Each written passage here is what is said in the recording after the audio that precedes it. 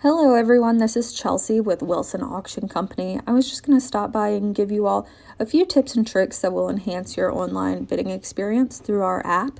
So when you bring up the app, it's going to come to a page that looks like this. Right now we've got the tool auction and the fall equipment auction on here, but for our purposes we're just going to click one. So I go to the tool auction. Now there are a ton of items on here, 539 to be exact. So I know that that's a lot to look through, but on items that you're interested in, if you click the star that's on each photo, it'll save it to My Items, which makes them easy to go back and access. And if you click the star on it a second time, it's going to give you some notification settings that you can use where it will send you a reminder before the item is sold. So if I want to know 5 minutes before the item comes up for auction, I'm going to just click 5 minutes before and then confirm. So that's going to send me a notification.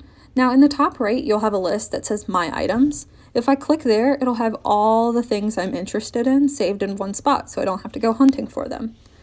So that's really cool. Also, where it says bid, if you would like, you can click the down arrow and create a max bid. That'll help you not have to track it the whole time. But if you have any questions, give me a call. It's 540-661-2131. And if you'd like to see more, just visit us at bidwilson.com.